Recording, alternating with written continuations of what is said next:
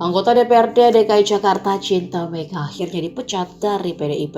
Usai videonya viral ketahuan bermain game judi slot saat rapat beberapa waktu lalu. Selain dipecat dari PDIP, dengan demikian Cinta Mega juga dijatuhi sanksi yakni pergantian antar waktu atau PAW. Artinya Cinta Mega akan digantikan oleh kader PDIP lainnya sesuai daerah pemilihannya.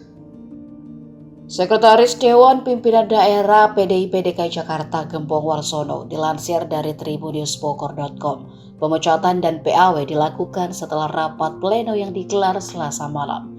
Dan malam itu juga pihaknya mengirimkan surat pemecatan Cinta Mega kepada Dewan Pimpinan Pusat PDIP dan kemudian diteruskan ke KPUD.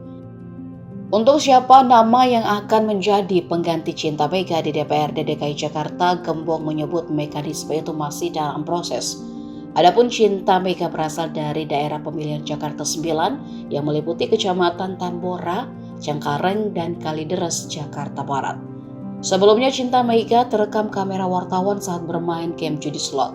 Namun saat dikonfirmasi ia membantah jika game tersebut adalah Candy Crush. Videonya sempat viral dan jadi perbincangan netizen. Banyak warganet menilai jika anggota dewan tersebut mencoba mengelabui akan jenis game yang dimainkan saat itu.